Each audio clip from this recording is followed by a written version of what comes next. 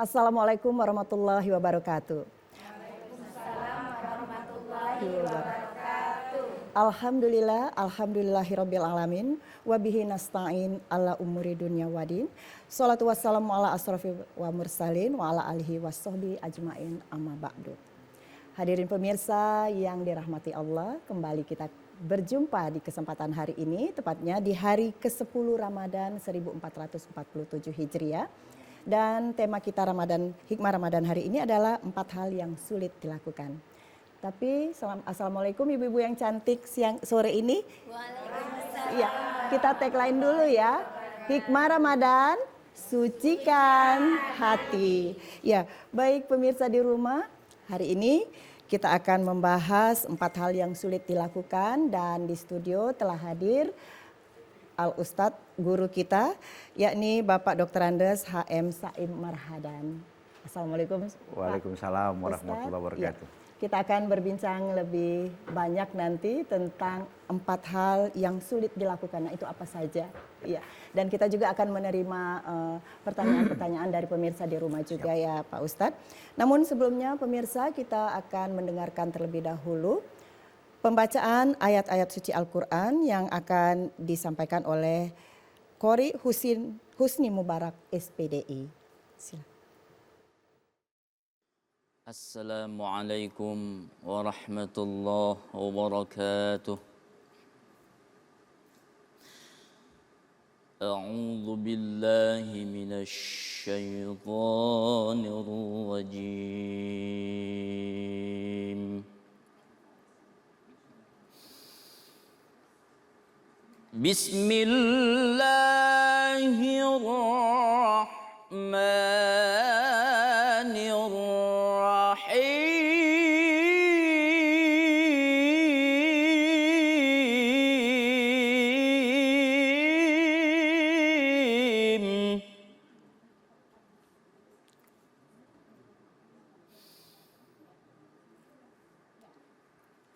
Innal muslimina wal muslimati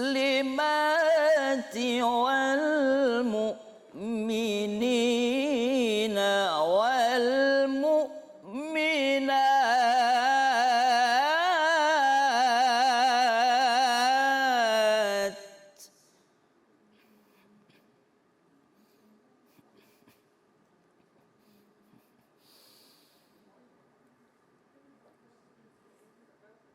Innal muslimina wal muslimati wal mu'minina wal mu'minat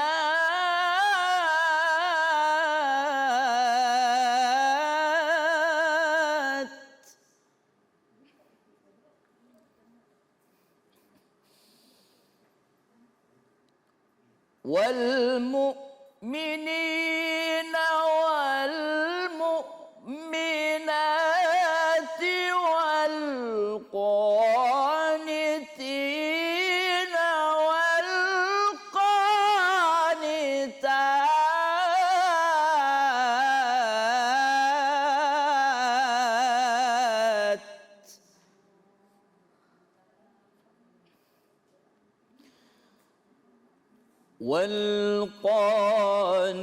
والقانتين والقانتات والصادقين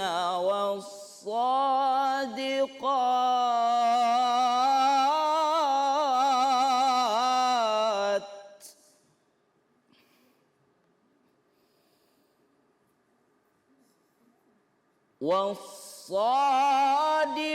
والصادقين والصادقات والصابرين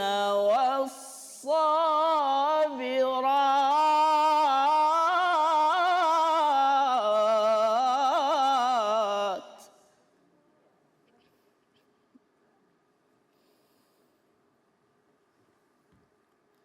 والصابرين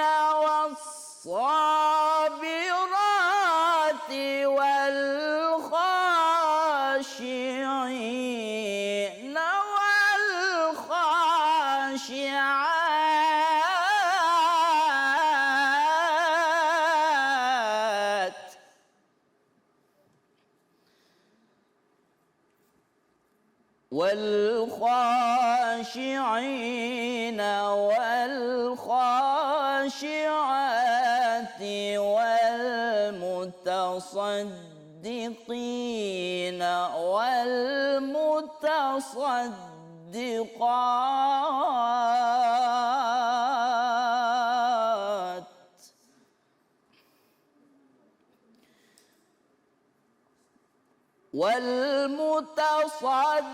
والمتصدقين والمتصدقات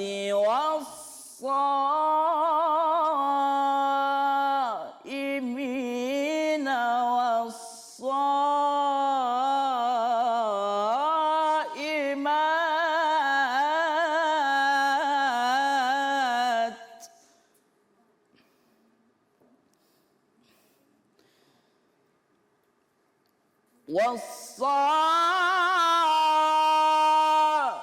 والصائمين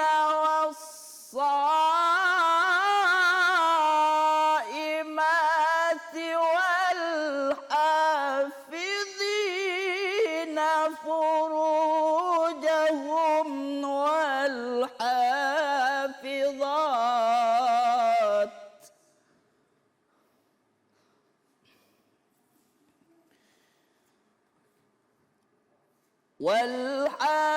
والحافظين فروجهم والحافظات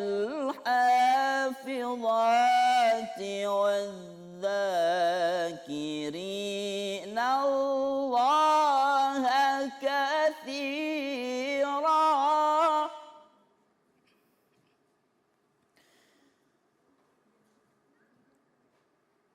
والذاكرين الله كثيرا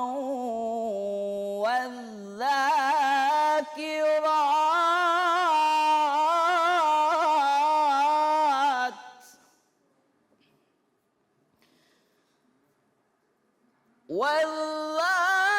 والذاكرات أعد الله لهم مغفرة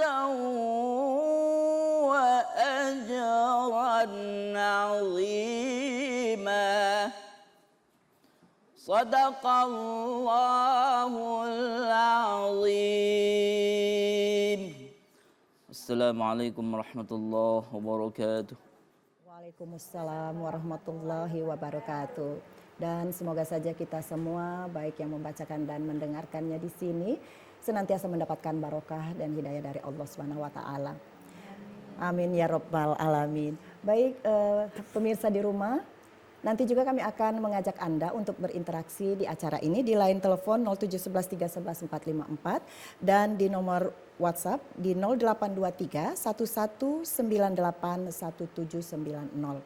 Dan pemirsa, ibu-ibu yang cantik, audiens kita sore hari ini adalah bunda-bunda yang tergabung dalam majelis zikir ziarah aulia Kiai Mal'an Abdullah, pimpinan dari Ibu Hajah Asnawati, ya Ibu ya. Baik, sudah siap dengan pertanyaannya nanti dengan Pak Ustadz ya.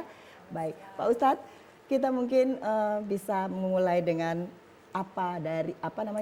dari tema kita sore ini adalah 4 hal yang sulit dilakukan. Ya. Sebetulnya apa saja 4 hal yang sulit dilakukan itu dalam definisinya? Baik, terima kasih. Assalamualaikum warahmatullahi wabarakatuh. Waalaikumsalam warahmatullahi wabarakatuh. Ibu Majelis Salim yang kami hormati, alhamdulillah kita sore hari ini dengan segala karunia dan nikmat Allah dapat melaksanakan ibadah kita melalui Majelis Taklim di TVRI Sumatera Selatan. Tema kita sore hari ini masalah ada 4 amalan, 4 hal yang sulit baik itu untuk dikerjakan maupun kadang-kadang untuk dipertahankan. Dan ini salah satunya pesan dari Ali bin Abi Thalib. Apa pesan beliau?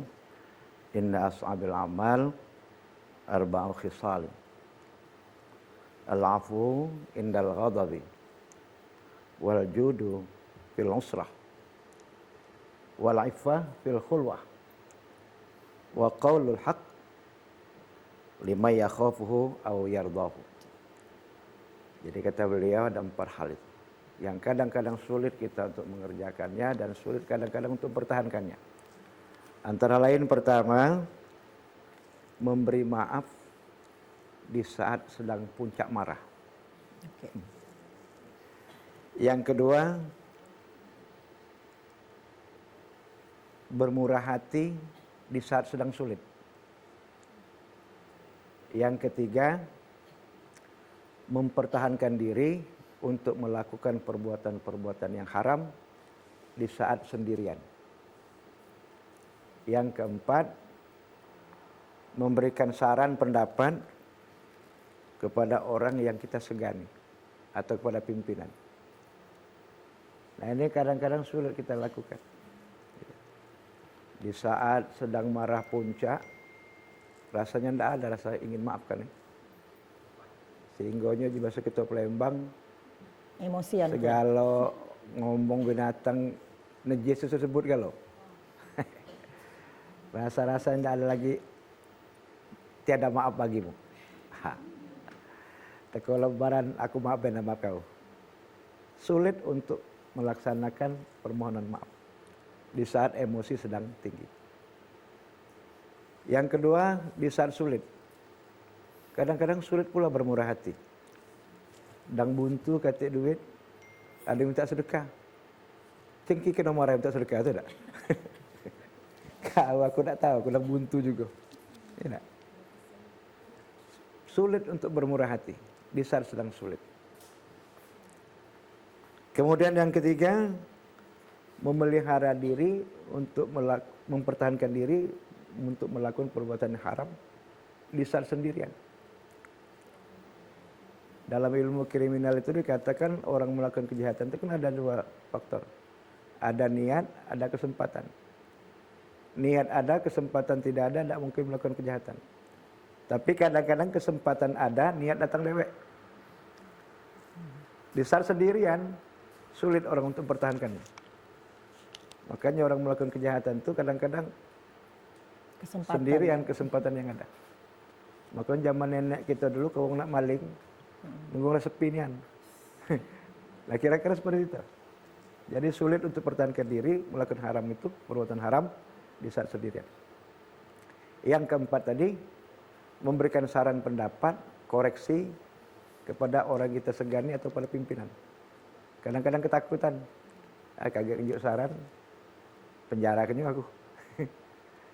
Imam Malik itu dipenjarakan raja karena memprotes raja, bukan memprotes pembenahi. Nah ini kadang-kadang sulit. Sementara Rasulullah katakan, qulil haqqa walau kana murran. Katakan yang benar sekalipun pahit. Nah kita kadang-kadang sulit dengan orang yang kita segani atau orang yang galak nunjuk kita duit atau dengan pimpinan kita. Susah kita untuk memperbaiki kalau dia salah, untuk ngomongnya salah itu. Sehingga kadang-kadang uji dia salah, payo, tidak apa-apa. Yang penting aman kayak gini. Nah itu kadang-kadang sulit untuk dipertahankan. Saya kira itu sebentar 4 hal yang harus kita pahami betul. Kadang-kadang sulit kita untuk mempertahankan atau melaksanakannya. Nah, bagaimana kira-kira agar ini semua bisa berjalan berkesinambungan, bahwa ada hal tadi seperti yang disampaikan Ustadz bahwa ada kesempatan, ada niat. Ya. Nah, itu kadang-kadang juga tidak berimbang dengan yang seharusnya terjadi untuk kita menahan tentunya di bulan suci Ramadan ini ya Dok, Pak Ustadz ya. Bagaimana kita untuk mensinkronkan kesempatan dengan niat ini tadi Ya. diseimbangkan dengan bulan suci Ramadan ini Ya. tentu. Ya inilah yang sering kita perhatikan bahwa Ramadan ini dalam rangka pengendalian diri. Ramadan itu kan pengendalian diri. Pengendalian nafsu. Nafsu ini musuh yang paling besar. Bayangkan perang Badar itu perang yang paling besar di zaman Rasulullah. Tapi Rasulullah katakan raja'na min jihadil asghar ila jihadil akbar. Jihadil akbar, jihadin nafs. Kata Rasulullah kita baru balik dari perang kecil. Padahal itu perang besar. Sahabat bertanya, ya Rasulullah, kita akan berhadapan dengan paling besar. Ada. Perang apa itu Rasulullah? Jihadil akbar, jihadin nafs. perang dengan nafsu kita sendiri. Nah ini tadi, kadang-kadang kita sulit mempertahankan nafsu seperti itu. Inilah perlu kita Ramadan mengajar seperti itu. Kendalikan nafsu yang tidak baik. Ibu-ibu, nafsu kita kadang-kadang nak buka tinggi ya. Kapan nak ke pasar segala nak dibeli tak? Teka roti kuing nak dibeli tak? Saking nafsu tadi. Coba kita berbuka. Apa yang kita makan? Kadang-kadang minum air, kadang makan sedikit kenyang. Yang kita beli banyak-banyak tadi, tidak ada yang termakan. Inilah namanya pengendalian. Pengendalian nafsu. Sama lah tadi. Jadi bagaimana kita mengendalikan nafsu kita, diri kita, untuk tidak melakukan hal-hal yang tidak baik. Inilah Ramadan mengajar kita. Kemudian yang pertama tadi saya katakan, memberi maaf di saat kita sedang puncak. Dalam Al-Quran dikatakan, alladzina yunfikuna fis sarra wad dharra wal kaziminal ghaidh. Nah itu. Jadi kita ini bisa mengendalikan nafsu marah tadi. Al-kaziminal ghaidh. Pengendalian nafsu marah. Kita ini kalau nama sudah puncak marah, saya katakan tadi, segala nama binatang najis itu disebut galau. Keluarga lo kebun binatang, Bu. Nah sekarang tidak boleh lagi, Bu. Kena KHP ini betul. Undang-undang baru sekarang ini jangan ngomong yang babi, pagi. Nah tidak boleh itu. Diaduknya kena, pidana itu. Artinya bahwa kalimat-kalimat itu tidak perlu terungkap. Jadi bagaimana kita bisa mengendalikan diri? Sebetulnya marah itu bukan tidak boleh, boleh. Kalau memang sudah pantas untuk marah, marah. Sebab kalau tidak marah sama dengan keledai. Cuma kapan nak marah terus sama dengan setan. Ya artinya kalau memang sudah pantas untuk marah, ya silakan marah, tapi jangan berlebih-lebihan. Anak kita pergi balik sudah maghrib, balik subuh, tiap hari itulah betino pula. Tidak dimarahi sama dengan keledai. Tak? Memang sudah pantas untuk marah, marah. Cuma kapan nak marah terus, laki balik ngawak duit kalau marah, apalagi nak ngawak duit tambah kena marah. Nah, lah setan pula itu. Artinya bahwa kita ini pandai-pandailah mengendalikan nafsu marah kita. Sehingga mampu akan memberikan maaf. Wal kaziminal ghaiz wal afina 'anil nas. Memaafkan sama kita manusia. Kemudian yang tadi bermurah hati di saat kita sedang sulit. Kita ini kadang-kadang saya katakan kalau sedang sulit, jangan cuba-cuba marah. Lo kak kena marah gitu tak? Apalagi nak minta duit, dalam buntu kena marah dia. Ada minta sedekah, tambah kena marah. Nah artinya bahwa hal yang semacam itu sulit kita untuk pertahankannya.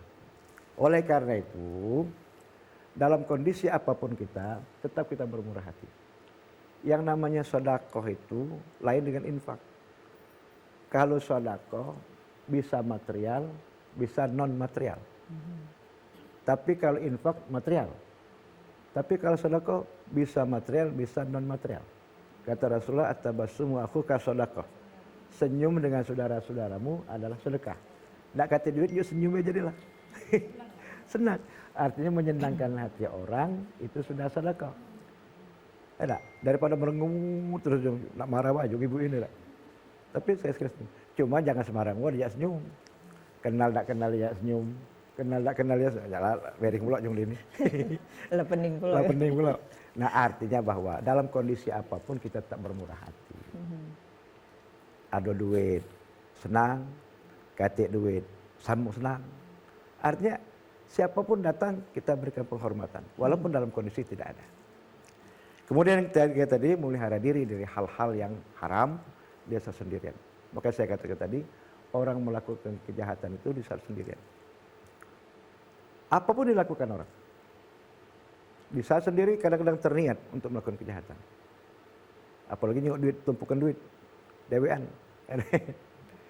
Terpikir nak diapa ke duit ini. Inilah yang barangkali perlu dipelihara. Sulit kita untuk mempertahankannya. Makanya kita lebih banyak taqarrub ilallah. Dekatkan diri kepada Allah Subhanahu wa taala. Kemudian mengatakan sesuatu, katakanlah koreksi kepada orang kita segani atau orang yang memimpin kita, pemimpin kita. Kadang-kadang kita takut untuk menyampaikannya. Takut salah ya. Takut diberhenti wong. Takut Ya, kayak macam. Nah ini barangkali memang kadang sulit. Tapi inilah fenomena kita Kita harus berani, kata Rasulullah itu, kul haqqa walau kana murran. Sekalipun pahit, katakan yang benar. Dia salah, katakan salah. Yang benar, katakan benar. Siapapun dia. Tidak usah takut-takut. Laki salah, salahi. Tapi jangan dibentak. Kalau jangan bentak-bentak. Dia salah, tidak apa-apa kita. Pak, ini salah. Mau terima, tidak terima bukan masalah. Yang jelas, watawassaw bil haq, watawassaw bis sabr. Kita sudah mengingatkan secara kebenaran dan secara kesabaran. Nak terima, tidak terima bukan urusan. Yang penting kita sudah sampaikan. Nah, jadi ini memang kadang-kadang dalam kenyataan hidup kita sulit kita untuk melaksanakannya. Tapi bagaimana kita bisa berbuat walaupun dalam kondisi apapun itu. Jadi tidak ada istilah tidak bisa. Kita bisa melaksanakannya, bisa mempertahankannya apabila kita mau untuk melakukannya. Kembali kita kepada pengendalian dari dirinya sendiri ya Ustadz ya. Nah tapi di dalam bulan puasa seperti ini ya Ustadz, kita untuk menahan amarah itu masih bisa kita menahan haus dan lapar ya Ustadz. Daripada kita menahan emosi kadang-kadang gitu. Nah seperti apa kita menyikapinya seperti itu? Nah itulah yang dikatakan Rasulullah itu. Ketemu sesuatu yang barangkali bikin kita marah atau orang mau marah dengan kita. Prinsip kita tetap inni shaim. Saya sedang berpuasa. Astagfirullah. Istighfar kita. Saya sedang berpuasa. Berpuasa itu pengendalian diri. Saya katakan tadi, pengendalian diri, pengendalian nafsu, termasuk nafsu marah. Ya. Artinya kalau memang saya katakan memang marah, aduh kita puasa ya, aduh ndak puasa depan kita merokok-rokok, marahin apa-apa marahin. Tapi jangan berlebihan, jangan langsung kau, ndak boleh pula. Tegur saja lah, woi, kami ini puasa, ya. Kalau kau ndak puasa silakan cari tempat lain berokok. Ndak apa-apa, emosi dikit ndak apa-apa. Tapi kita pandai mengendalikan. Langsung jangan kelempang kau ndak puasa, natang ini, nah lah ndak boleh pula. Itu namanya sudah tidak di luar kendali lagi, sudah di luar kendali. Bagaimana kita bisa kendalikan? Kita bisa marah karena sesuai harus marah, tapi tidak berlebih-lebihan. Itu puasa kita seperti itu. Dan ini kalau bisa diterapkan, tentunya harus bisa. Sesudah Ramadan juga seperti itu. Kita ini kadang-kadang waktu Ramadan baik, cak rajin kalau. Kapan habis Ramadan tak lagi pula. Ya, dikaitkan dengan bulan suci Ramadan ini memang berbagai tantangan itu selalu saja muncul ya Ustadz ya. Hal-hal yang kita anggap biasa, tapi kalau di bulan suci Ramadan ini tantangannya kadang-kadang berbalik arah gitu. Ya. Yang tadinya kita hanya emosi-emosi saja gitu, tapi kembali tadi pada pengendalian diri yang harus tetap kita imbangi dengan iman dan takwanya di bulan suci ini. Ya, baik Ustadz, sebelum kita lanjutkan, kita lihat dulu yang mau lewat berikut ini ya Ibu-Ibu Solehah. Kita akan lanjut lagi setelah yang berikut ini. Pemirsa, tetaplah bersama kami dalam Hikmah Ramadan, sucikan hati.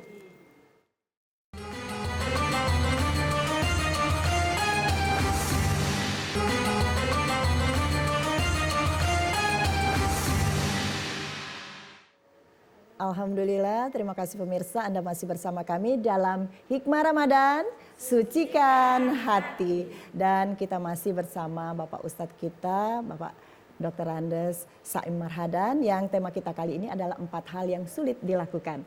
Baik Pak Ustadz, tadi Pak Ustadz mengatakan bahwa dermawan pada saat susah atau al-judi fil usra. Nah itu kita pada saat sempit diwajibkan untuk bersedekah itu kan. Nah sebetulnya sedekah yang seperti apa yang bisa diterima Allah itu? Ya. Jadi dalam Al-Quran itu kan dikatakan alladzina yunfikuna fis sarra wad dharra. Jadi orang yang berinfak dalam keadaan senang maupun dalam keadaan susah. Artinya dalam keadaan senang kita berinfak, dalam keadaan susah pun kita berinfak.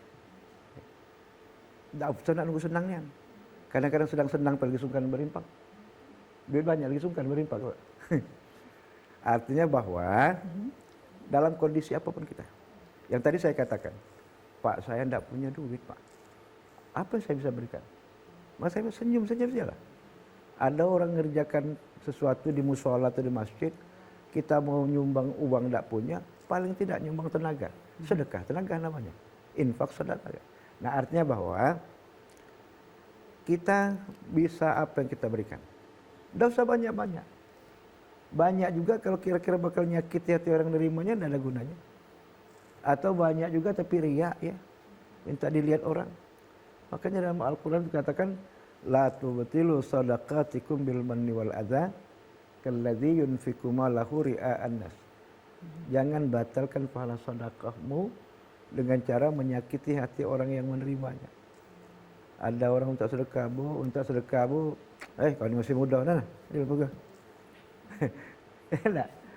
Ngenjuklah dikit, ngatui pula. Ngenjuk 1.000. Ngatui pula, kau masih muda. Cari kau lain, oi. Tapi sedikit, tapi Bu, cuma ada sebeginilah ya. Nanti insya Allah kalau gajian bulan muda ke sini, aduh. Oh senang hati dia, ya Allah, moga lah ibu murah rezeki panjang umur. Didoakannya murah rezeki panjang umur. Cuma ngenjuk laida, ngatui pula. Begini, masih muda ni, cari kau ni. Nanti. Ada. Sambil berjalan berdoa, moga lah ibu kacang mati. Doa aja salah, ada. Karena apa? Artinya bahwa kita dalam kondisi apapun bisa menyenangkan hati orang. Jadi tidak bisa banyak sedikit. Apalagi memang kalau banyak, senang hati orang. Sedikit tapi menyenangkan hati orang itu lebih baik dari banyak. Daripada menyakiti hati orang. Puasa kan ngajar seperti itu. Memberikan makan orang berbuka puasa itu. Itu pahalanya sama dengan kita berpuasa 1 hari. Saking besar pahalanya. Jadi jangan sungkan-sungkan. Ya. Ada orang minta bantuan untuk makan musola, buka. Iyo. Dah kata banyak secangkir baju jadilah. Kalau kata ni kan, ada apa-apa beli cincau tak? Dah kata secangkir teh, sampaikan. Ini artinya sedekah kita. Sedikit tapi memang bermanfaat. Inilah Ramadan mengajar kita untuk jadi orang yang takwa itu posisi seperti itu. Alladzina yunfikuna fis salat wa dharra. Nafkahkan sebagian apa yang kita berikan. Entah dalam kondisi senang maupun dalam kondisi susah. Senang silakan, susah silakan. Ada banyak, kati dikit. Itu yang penting seperti itu. Ya.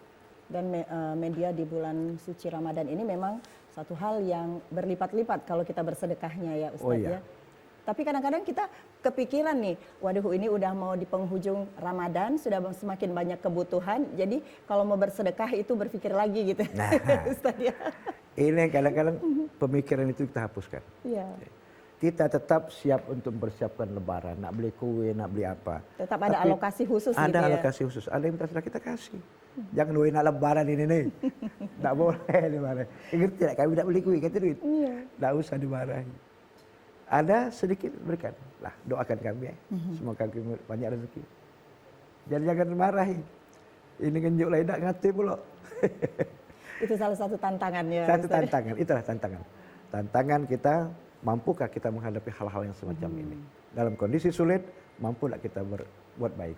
Pengendalian dirinya Pengendalian yang tetap diri. diutamakan.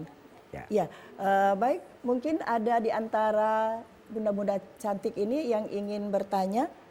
Silahkan. Iya. Dengan ibu siapa? Silahkan. Baik. Berdiri. Ya, silahkan berdiri boleh. Assalamualaikum warahmatullahi wabarakatuh. Waalaikumsalam warahmatullahi. Saya Ibu Hoiria mau menanyakan dengan Ustadz, kenapa bersabar dan bersyukur itu apalagi bulan suci Ramadan sulit untuk dilakukan? Mohon penjelasan dari Pak Ustadz. Terima kasih. Wassalamualaikum warahmatullahi wabarakatuh. Waalaikumsalam. Dengan ibu siapa tadi? Hoiria gitu ya. Ya. Baik, Ibu Hoiria bertanya, bersyukur dan bersabar itu sesuatu yang agak sulit kalau lagi di bulan Ramadan itu. Sebetulnya kita ini diajarkan untuk lebih banyak bersyukur, bersabar. Ya. Kita ini kadang-kadang begitu rezeki banyak datang lupa bersyukur.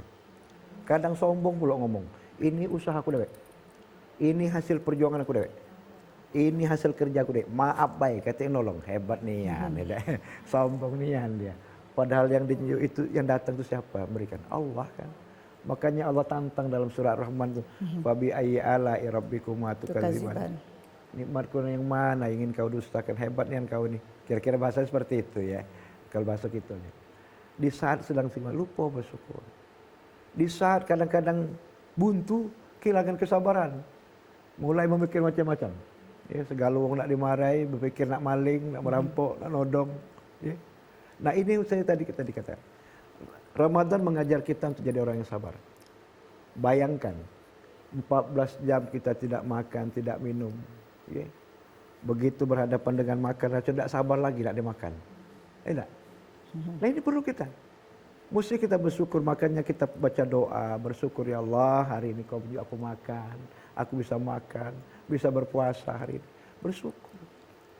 Walaupun hanya barangkali dengan yang sederhana sifatnya, tapi kita bersyukur. Kau berikan aku kesehatan, kekuatan ya Allah, aku bisa berpuasa hari ini. Kita bersyukur. Dan kita sabar menunggu sekian jam kita tidak makan. Kita sabar. Nah inilah, makanya kalau tumbuh ke sana, maka kita akan melihat orang yang lapar, mau kita kasih makan. Betapa senangnya mereka kalau kita kasih makan. Kita lapar-lapar, waktu nak buka, gak senang nak matilah. Rasanya, oi dunia ini punya kita lihat. Oh, harus nak dimakan kalau. Artinya, betapa bahagianya. Artinya bahwa inilah pengendalian diri sendiri. Di saat kita senang, kita syukuri Allah. Nah bersyukur itu artinya syukur itu kan terima kasih. Arti terima kasih itu, sudah kita terima, kita kasih pula. Itu namanya terima kasih. Terima kasih.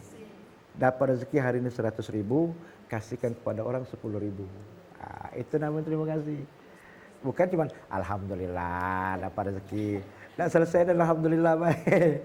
Ada bukti kita alhamdulillah itu. Namanya saja terima kasih. Sudah kita terima, kita kasihkan pula. Sebagian kecil kita berikan. Itu namanya terima kasih. Jadi bersyukur kita, alhamdulillah hari ini kita bisa seperti ini. Bisa seperti ini. Kita syukuri. Di utama tantangan, kita sabar. Dunia ini selalu mendapatkan Allah. Berikan kita untuk cobaan. Bagaimana kita menghadapi kelaparan. Kita sabar. Inilah yang harus kita hadapi. Ya Bu ya? Iya. Belati itu. Bulan puasa dan belati itu. Dan amalan sedekah ini tidak akan terputus sampai kita tidak lagi di dunia ya Ustadz ya. Maka dalam Al-Quran itu kan kita dianjurkan. Wa anfiqu mimma razaqnakum min qabli ayyati ahadakumul maut wa yaqulu rabbi laula akhartani ila ajalin qarib fa asaddaqa wa akum minas shalihin. Allah katakan infaklah sebagian rezeki yang telah kuberikan kepadamu. Nah kapan kita nak berinfak, nak sedekah itu? Min qabli ayyati ahadakumul maut, sebelum saatnya mati. Kepala mati tak pacak lagi nak sedekah, tak pacak lagi nak berinfak, tak ada pacak lagi. Tak cakap apa lagi. Tinggal beri joleng hidup, tidak? Ya. Kalau dia pacak ngijoknya, dijoknya. Tak pacak dijoknya sudah beli Yasin, sudah beli buku Yasin sama sejadah sudah tak lagi. Nah artinya bahwa sebelum itu lah. Makanya orang mati itu nangis dia tuh menghadap Allah. Ya Allah kira-kira pacaklah. Laula akhartani ila ajalin qarib. Andaikan kau masih memberikan kesempatan padaku untuk hidup sedikit baik ya Allah. Oh itu nak ngapo? Fasaddaqa wa aku minas shalihin. Aku ingin sedekah. Aku ingin jadi orang yang baik. Artinya bahwa pahala yang Allah berikan sedekah itu berlipat-lipat ganda. Jadi jangan sungkan-sungkan. Tidak usah banyak-banyak. Yang penting ada rutinitas kita untuk bersedekah. Dengan siapapun kita bisa bersedekah. Saya kira itu. Tapi sedekah itu juga tidak harus dengan berupa materi ataupun barang. Ilmu pun bisa kita anggap itu sebuah sedekah jariah gitu ya. Ya itu aku Ustaz, bilang ya? tadi. Sedekah itu lain dari infak. Kalau infak materi. Tapi kalau sedekah bisa materi, bisa non materi. Artinya kita ngajari orang baca Fatihah itu sedekah, amal jariah kita. Ladak katik lagi dan saya katakan senyum jadi ladak. Ngasih air bersih juga masih. Air bersih. Ada orang kehausan kita kasih aqua cangkir kecil. Sedekah itu. Tapi yang penting tergantung nama itu kita. Keikhlasan kita bagaimana kita bisa memberikannya dengan cara yang terbaik. Nah, itu diantara sedekah-sedekah yang diterima Allah ya, Ya. Ustadz ya. Mungkin ada sedekah yang kita sedekahkan namun itu tidak menjadikan pahala bagi kita. Mungkin ada yang seperti Nah itu? itu saya jelaskan tadi dalam Al-Quran. La tubatilu shadaqatikum bil manni wal adha kallazi yunfiku malahu ria'an nas. Jangan batalkan pahala sedekahmu dengan cara menyakiti hati orang yang menerimanya atau dengan cara riak kepada manusia lainnya. Jadi dulu adong di psikop masjid, bendahara masjid ngomong ke si Anu 300.000, si Anu 500.000, si Anu 800.000, si hamba Allah 5 juta. Rupanya sebelah kita nih. Nah, mak itu Pak cara bersedekah tuh. Tidak usah sebut nama hamba Allah. Tapi kita hamba Allah tu. Masih tak sebut itu lah rupanya. Dan artinya bahwa itu tadi. Yang diterima Allah itu yang memang keikhlasan kita. Dan tidak ada rasa riya dan tidak ada rasa ingin pamer. dan menyakiti hati orang yang menerimanya. Itu baru ibadah yang. Kalau misalnya kita mensedekahkan harta yang dalam tanda kutip mungkin harta rampasan ataupun harta curian seperti itu, apakah itu bisa diterima juga Ustaz? Yang jelas kalau itu harta yang kita tidak tahu asal usulnya, kita berikan saja tidak masalah. Iya. Oke. Juga zaman Rasul harta pampasan perang itu kan banyak diberikan. Iya. Iya. Tapi kita tidak mengetahui dulu itu siapa pemiliknya, ya Ustadz ya. Kita umumkan dulu siapa pemiliknya. Ya. Gitu. Artinya memang harta ini free gitu, tidak ada yang merasa memiliki ataupun ini merupakan harta yang tidak diridhoi Allah seperti itu ya Ustadz ya. Baik, mungkin ada lagi bunda-bunda cantik yang sudah hadir di sini ingin bertanya, silahkan. Dengan siapa Bunda? Berdiri boleh. Assalamualaikum warahmatullahi wabarakatuh. Waalaikumsalam. Assalamualaikum warahmatullahi wabarakatuh. Kepada Pak Ustadz, saya ingin bertanya tentang hati. Apa yang membuat seseorang itu sangat sulit untuk menjaga hati dan pikiran? Terkadang pikiran membawa kita yang macam-macam seperti seuzon kayak gitu. Nah, bagaimana cara kita melatih hati ini biar nggak jadi dosa? Demikian, terima kasih. Wassalamualaikum warahmatullahi wabarakatuh. Waalaikumsalam warahmatullahi wabarakatuh. Memang kadang-kadang Silakan, Ustaz. dalam pesan Rasulullah itu innamal a'malu binniyat wa innamal likulli imri'in ma nawa. Segala sesuatu itu dilandasi dengan niat. Nah, niat kita itu mana? Di hati kita. Nah, bagaimana supaya hati kita baik? Sucikan hati kita. Bersihkan hati kita. Jauhkan dari sifat-sifat suuzon. Jauhkan dari sifat-sifat iri. Jauhkan sifat-sifat dengki.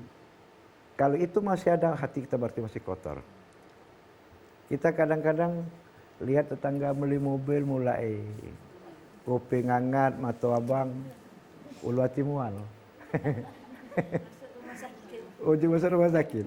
Nah, ini karena hati kita masih kotor. Tapi kalau kita ingin membersihkan hati kita, kita bersyukur, ya Allah, tetanggaku beli mobil, alhamdulillah. Kalau dia pacak minjami, kita pinjam. Artinya kalau kita baik kan pacak berasan. Cuma kalau kita iri dengki dengan dia, tambah sungkan dia. Dan kita bersyukur, ya Allah, dia beli mobil. Tapi aku bersyukur, ya Allah, kami punya motor. Yang punya motor bersyukur, alhamdulillah. Kami harus sepeda. Ujung bersepeda, alhamdulillah masih pacak bersepeda. Yang nak kata sepeda, alhamdulillah masih pacak berjalan. Tetangga aku dah pacak berjalan lagi. Ujung pacak dah pacak berjalan, alhamdulillah aku masih pacak berjalan. Tetangga aku sebelah beda terkuburan. Cara mengolah hati itu seperti itu. Jadi kita jangan selalu melihat orang lebih. Tapi kita selalu melihat ke bawah. Oh, masih ada orang di bawah saya. Masih ada orang kekurangan di bawah saya. Tapi kalau kita nyingok ke pojok, nak nyampe nya kita tak baca, ujung dua alternatif. Tumbuh sifat iri, hasut, dengki. Yang kedua stres. Nah, kalau stres gila, gak usah rumah sakit. Ya, ini artinya bahwa cara kita ngelola hati itu seperti itu. Apalagi Ramadan sama. Ramadan mengajar kita ngelola hati. Coba. Semua kita rasakan. Semua kita tidak makan semua. Rasa lapar pasti ada semua. Disinilah mengelola hati kita. Beginilah nasib pada saat kita tidak punya. Mereka tidak punya, mereka tidak punya, mereka sama senasib sepenanggungan. Jadi kalau sudah timbul rasa itu tidak ada rasa iri lagi. Tidak ada. Karena kita sudah merasakan, dia manusia, saya manusia. Dia lapar, saya lapar. Dia haus, saya haus. Seperti itu kita berpikir. Sehingga kita tidak ada rasa iri dengan orang. Nah, sucikan hati kita, yang kata Ibu tadi. Bagaimana kita bisa suci? Yang kedua, taqarrub ilallah. Banyak-banyak mendekatkan diri kepada Allah Subhanahu wa taala. Kita banyak berdekat dengan Allah, bermohon, bermunajat dan sebagainya. Sehingga ini membuka peluang-peluang kita untuk tidak melakukan sesuatu yang kata Ibu tadi, berpikir yang macam-macam tadi. Kita serahkan pada Allah, apapun yang Allah berikan pada saya, alhamdulillah. Inilah rezeki yang Allah berikan pada saya. Inilah nikmat yang Allah berikan pada saya. Saya kira dulu ya. Terima kasih ya Bunda, sudah dijawab langsung sama Ustadznya. Dan ini juga sudah ada pertanyaan Ustadz dari pemirsa di rumah di nomor WA-nya 0859 sekian-sekian. Oh, kita terima dulu yang telepon masuk kalau begitu ya. Iya, halo selamat sore. Halo. Assalamualaikum. Waalaikumsalam warahmatullahi wabarakatuh. Dengan siapa? Di mana? Dengan Ibu Nita di Banyuasin. Bu Mita di Banyuasin. Silakan pertanyaannya Bu Mita. Ya, silakan. Kami bisa mendengar suara Bu Mita di sini. Nak bertanya Ibu, nak bertanya Pak Ustadz Silakan. Ini Pak Ustadz, misalnya kan kita kan sedekah, misalnya sebentuk mukena apa baju.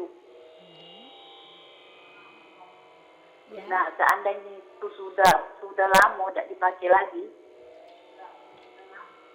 aku amalnya masih ada Pak Ustadz. Ya.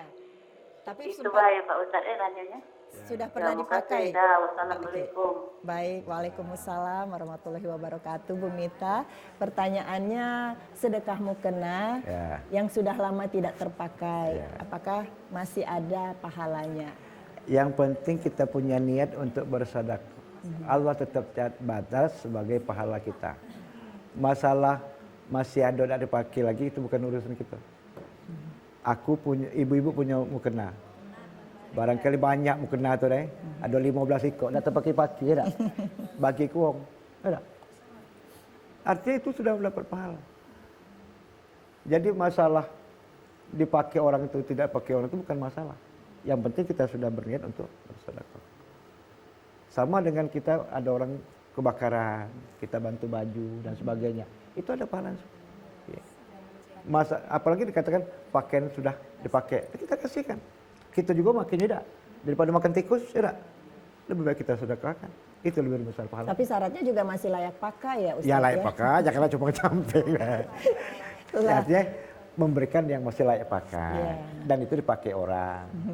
Jadi memberikan kepada orang itu yang kira-kira orang itu berguna. Ustadz, kiai, lah umur 70 misalnya, dibeli ke lepis, dah dipakai juga. Tapi kalau dibeli ke kain, dibeli ke koko, dipakai juga. Kadang-kadang kita udah baca makainya lagi, biar lanjut ke Bombay. Nah yang itu juga nggak boleh ya Ustaz. Baik Ustaz, nanti kita lanjut lagi ya dengan pertanyaan selanjutnya ya bunda-bunda cantik. Kita lanjutkan setelah promo yang mau lewat ini. Hikmah Ramadan, satukah hati.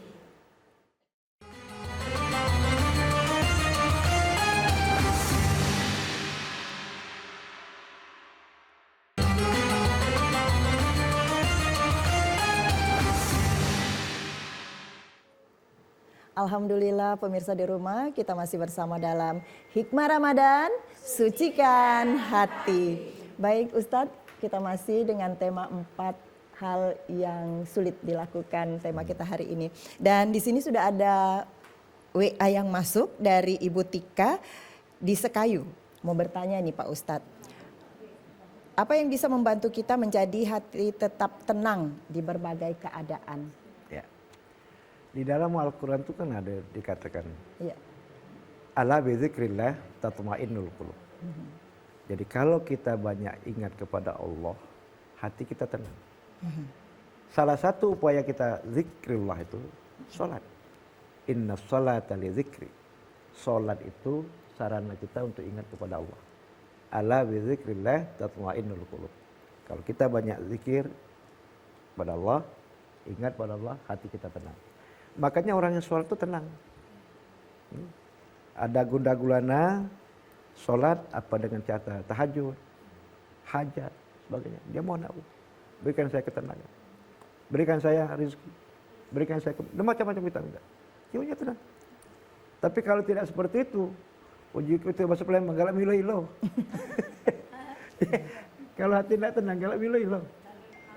Iya. Segala nak kena marah galau. Ya apa kurang cantik lah. Tiga kuat. Nah, itu seperti itu. Jadi upaya kita untuk menjaga diri kita tenang. Salah satu upaya tadi Allah katakan, ala bizikrillah tatma'innul qulub. Dengan cara itu hati kita tenang. Kita serahkan semuanya kepada Allah. Allah yang mengatur. Kita hanya punya hak usaha dan berdoa.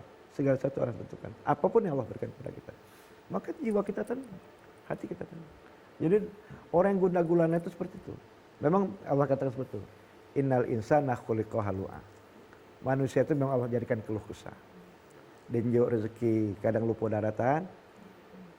Denjok musibah putus asa. Kecuali kata Allah illal musallin, kecuali orang yang sholat. Kalau dia sholat aman, hatinya tenang. Itu aja.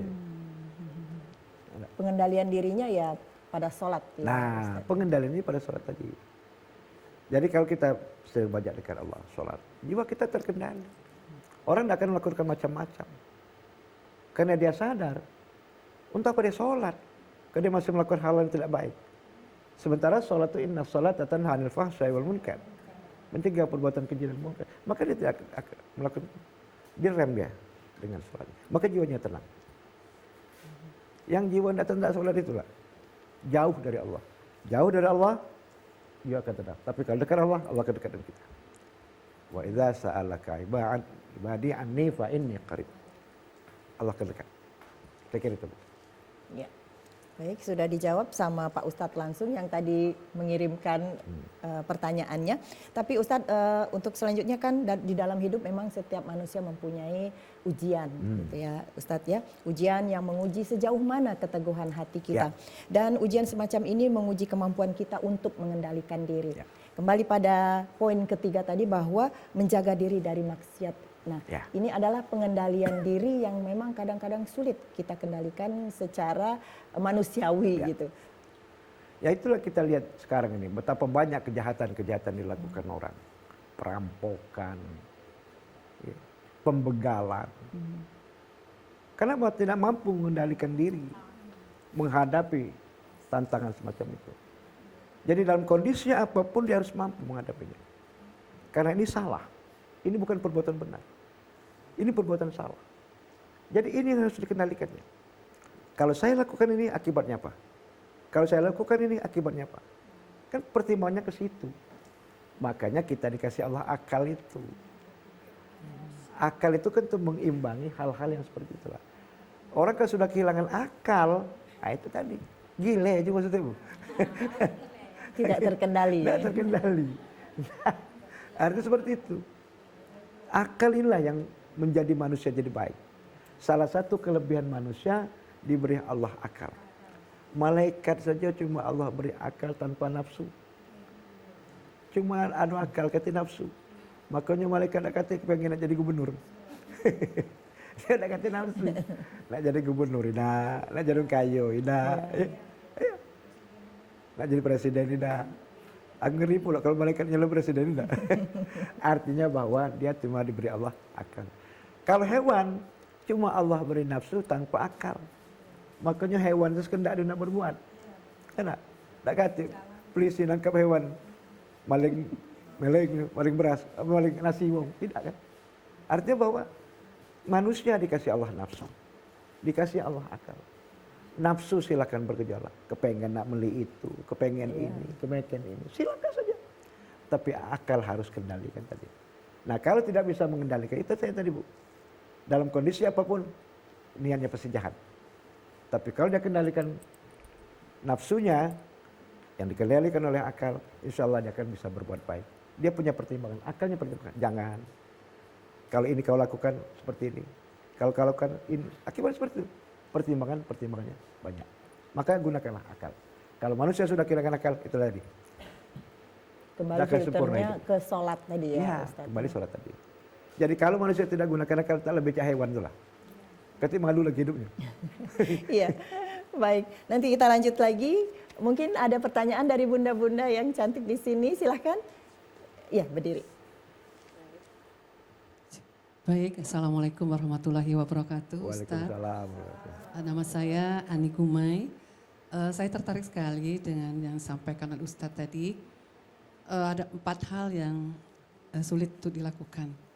Nah, tadi Ustadz menyampaikan bahwa nafsu itu juga sulit, perang yang paling besar dalam diri. Yang ingin saya tanyakan Ustadz, kenapa istiqomah itu sulit dalam kita melakukan ibadah? Terima kasih. Ya. Baik, terima kasih Bunda. Dengan Bunda siapa tadi? Ani Gumai. Ani, silakan. Ani Istiqomah itu kadang-kadang sulit, kadang-kadang orang melakukannya. Kenapa? Nafsunya bergejolak. Kita sudah berupaya-upaya istiqomah. Bagaimana sholat saya harus tepat waktu. Sholat saya harus lakukan dengan cara yang baik.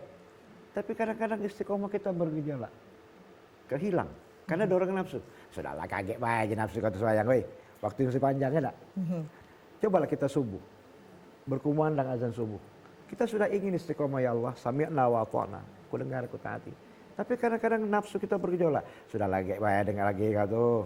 Tidurlah dulu, mata kita masih ngantuk. Iya. Nah, mulai setan ngantungi mata kita. Ini kadang-kadang seperti itu. Jadi kembali dengan bagaimana pengendalian nafsu kita tadi. Nafsu kita harus kita kendalikan. Akal kita harus kita gunakan. Kembali kepada masalah itu. Kalau tidak demikian, maka kita tidak akan bisa memiliki nafsu kita. Istiqomah kita bisa kehilangan. Kita sudah komitmen. Istiqomah itu kalau bahasa kita ini komitmen, tidak?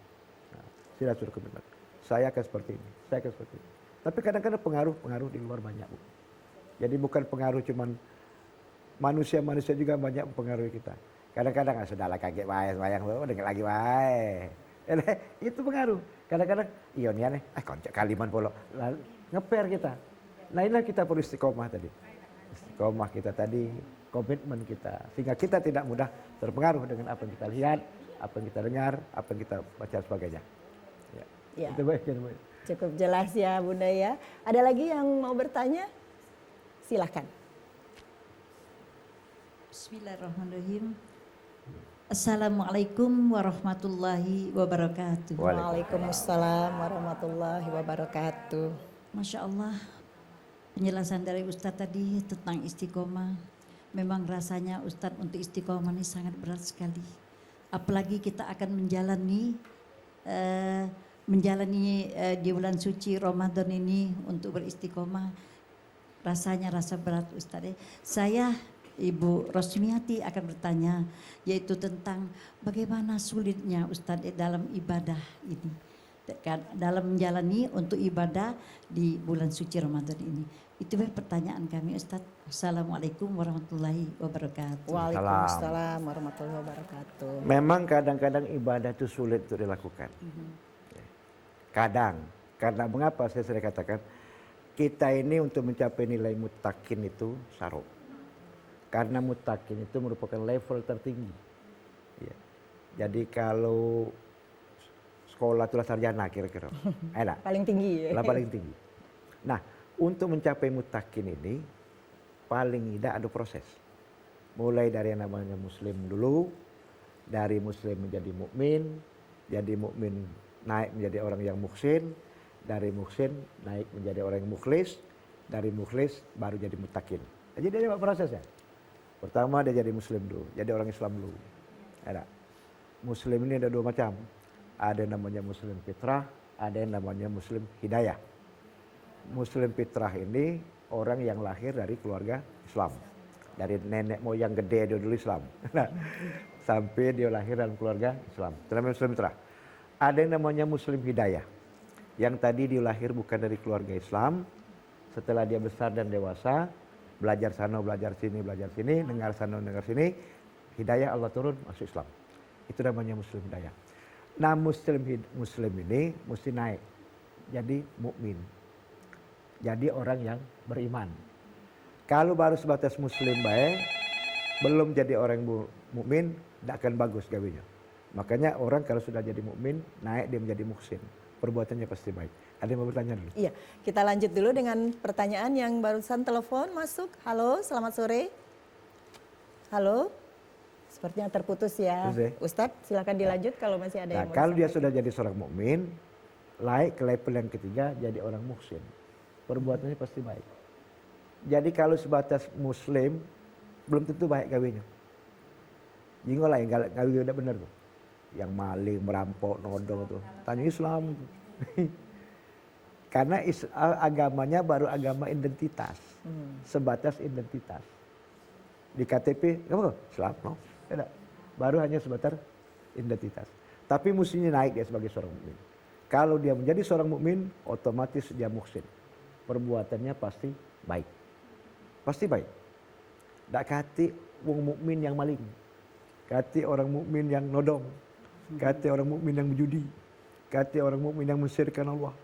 Karena perbuatannya sudah baik, muhsin dia. Akhlaknya sudah bagus. Ya? Akhlaknya sudah bagus. Dan dia beribadah sesuai dengan petunjuk. Perbuatannya pasti baik. Nah kalau dia sudah sampai ke tingkat muhsin, maka dia menjadi seorang mukhlis, ikhlas. Orang mukmin itu puasa bukan terpaksa, malah dia bergembira. Makanya kata Rasulullah, siapa yang bergembira menghadapi puasa ini, Allah haramkan api neraka melalap jiwanya. Artinya saking gembira. Nah artinya bahwa dia merasa ikhlas. Tapi kalau sebatas muslim, susah dia nak puasa nih. No lah nak puasa lo, lapar, aku kamu. Menjadi beban gitu jadi ya Ustadz beban. ya. Orang mukmin pasti dia muhsin, ikhlas, bukan beban. Rasanya kita puasa 14 jam tidak makan nih, tak kata yang berutuh ini tak, yang lapar lah ya Ustaz. Iya. Biasa-biasa saja. Malah kalau di luar Ramadan kita jam 6 pagi lah ngopi, jam 10 nak ngopi lagi nak makan, siang nak makan, sore nak ngopi lagi, malam makan. Intinya Tidak. keikhlasan dari diri sendiri. Tapi dengan keikhlasan kita berpuasa, tak kata kita rasa lapar. Rasa biasa-biasa baik. Nggak ada yang pingsan gitu Tak ya kata Ustadz. pingsan. Biasa-biasa saja. Artinya dengan keikhlasan. Nah kalau sudah sampai kepada tingkat mukhlis, ikhlas, maka bisa menjadi orang mutakin tadi, orang yang bertakwa. Jadi saya kita Bu, ya. Jadi kita ini berpuasa ibadah itu bagaimana kita sikapi dengan cara keikhlasan kita, dengan nilai-nilai keimanan itu. Baik. Baik Ustadz, mungkin sudah jelas ya Bunda ya apa yang sudah disampaikan oleh Ustadz. Baik, nanti kita akan sambung lagi Ustadz, namun sebelumnya kita simak dulu yang mau lewat berikut ini. Pemirsa, kami akan segera kembali setelah pariwara berikut ini. Hikmah Ramadan, sucikan hati.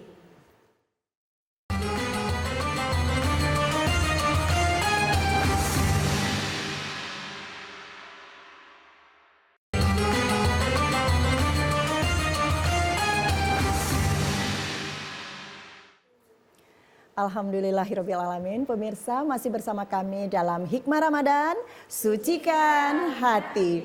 Baik Ustadz, sudah banyak sekali WA yang masuk. Ini kita bacakan dulu ya. Assalamualaikum Ustadz, dari 0811 sekian. Saya Rodiah dari Batu Raja.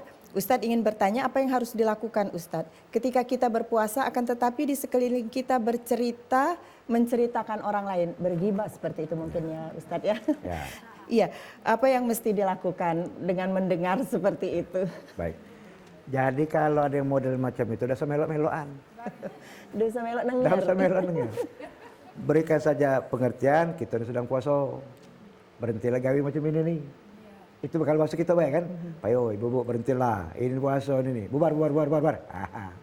Kalau tidak sudah kita yang tinggalkan. Yang penting kita sudah berikan satu wasiat kepada mereka, nasihat kepada mereka, sudahlah berhentilah gawe macam ini nih gawe tidak benar, oi puasa ini nih. Ya. Masalah mereka terima tidak terima bukan urusan. Tidak terima, oke kita tinggalkan. Sehingga kita tidak terkena ikut-ikutan semacam itu. Kalau kita melak nih pulau, sama baik dengan dia pulau. Kadang-kadang itu tidak dalam situasi khusus ya Ustadz. Kita lagi ngobrol-ngobrol tapi sempat terlintas. Nah, terdengar bagaimana itu ya Ustadz. Ya, makanya saya bilang tadi, berikan satu pemahaman. Jadi kita sedang berpuasa. Melakukan perbuatan. Percuma saja kita berpuasa. Makanya kata Rasulullah itu, kam min sha'im, berapa banyak orang yang berpuasa? Laisa lahul jaza illal ju' wal atas. Banyak orang yang berpuasa kata Rasulullah, tapi tidak dapat pahala. Cuma dapat lapar dan haus. Apa dia gunung? Tidak. Karena ditimpali juga dengan dosa-dosa yang tidak sengaja ini ya. Memang kita ini kadang-kadang cuma tahunya batal puasa itu cuma makan, minum dan sebagainya. Tapi tanpa disadari, puasa kita tetap boleh kita lakukan, tapi tidak kata pahalanya. Karena tadi hibah tadi, ngadu domba orang. Oh, mak si anu tuh, hati kau. Jadi lebih baik ditinggalkan hal-hal seperti itu ya Ustadz. Baik, ada satu lagi pertanyaan ini Ustadz. Assalamualaikum Ustadz, dari Bapak Darmawan di Talang Kelapa. Kenapa ya Ustadz saya susah sekali untuk mengatur dan menahan emosi. Padahal sudah berupaya dengan berzikir dan beristighfar. Tetapi godaannya sangat kuat. Apa yang harus saya lakukan Ustadz? Memang itu saya bilang tadi. Di saat sedang marah puncak itu sulit untuk pengendalian. Sulit untuk pengendalian. Makanya kembali dengan ayat Al-Quran tadi, bagaimana kita bisa mengendalikan wal kaziminal ghaidh, pengendalian nafsu marah tadi. Artinya dengan memiliki nilai-nilai kesabaran pada diri kita. kita sabari, kita sadari bahwa ini setan itu selalu bagaimana ingin menjerumuskan kita. Mulai kadang-kadang muncak marah, setan mengemus-ngemusi, sehingga mulut kita ngomong semena-mena, bermacam-macam. Tapi kembali, bagaimana kita belajar dengan Ramadan ini? Belajar dengan yang Ramadan, kita mengendalikan nafsu kita, mengendalikan diri kita, nafsu marah kita. Yang sehingga sering saya katakan kita ini seolah cak di bulan Ramadan baik. Ya marah hoi puasa ini nih. Cak iya dia nih dah.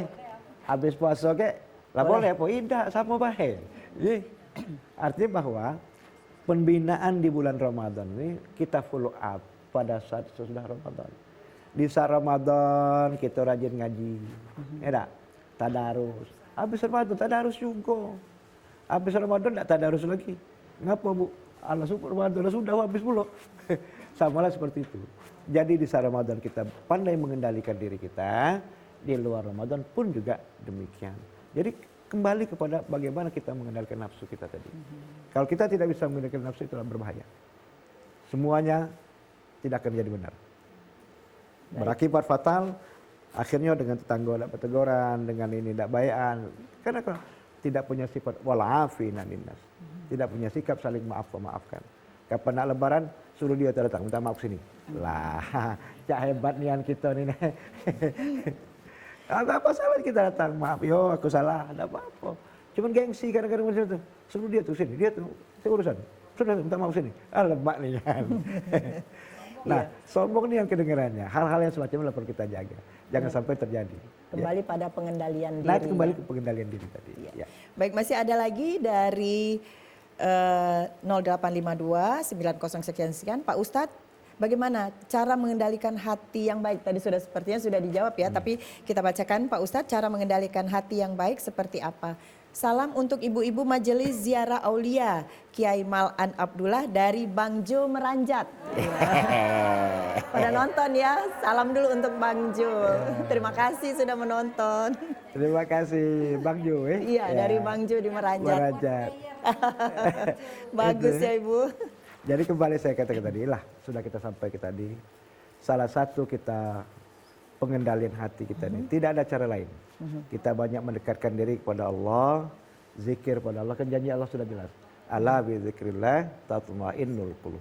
Jadi ingatlah kata Allah, jika kamu banyak zikir, ingat pada Allah, maka hatimu akan menjadi tenang. Tapi kalau kita jauh dari Allah, hati kita tidak akan bisa tenang. Caranya apa? Memperbanyak ibadah kita, terutama sholat. Jangan sampai kita tinggalkan. Saya kira itu ya. Iya. Kita membalas WA-WA yang masuk saja. Ini ya Ustadz ya, sepertinya banyak sekali penonton di rumah yang ikutan bergabung di acara kita sore ini. Ini dari Nadia di 0899 nomor sekian-sekian. Bagaimana Pak Ustadz caranya agar kita bisa selalu istiqomah bersedekah sedangkan keadaan kita juga sedang pas-pasan? Ya, terima kasih. Nah itu yang kita sampaikan tadi. Ya, kita bersedekah itu tidak perlu harus nak nunggu senang nian, nak nunggu ada duit nian, nak nunggu ada harta nian. Kaget lah ada duit, lupa pula nak bersedekah ya. Lah banyak beli, nak beli ini, nak beli ini. Nak ke mall tu. Semakin akhir puasa biasanya udah nggak kepikiran lagi ya. Lah berpikir lagi juga. Artinya bagaimana kita bisa menyisihkan sebagian rezeki yang Allah berikan kepada kita untuk kita sedekahkan. Jadi kita misalnya ibu-ibu dari belanja ke warung, ada sosok 5.000, sedekahlah. Sisihkanlah. Apalagi misalnya ada istilah sedekah subuh. Enak. Kalau mian tiap subuh kita nak injuknya, buat celengan baik. Buat celengan baik. Tabungan. Masuk ke berapa ada 5.000. Sisa belanja 3.000 masuk ke 3.000. Enak. Kaget apa sebulan, nah baru kita bagikan. Nah artinya bahwa banyak cara itu. Tidak harus berdebek 10 juta.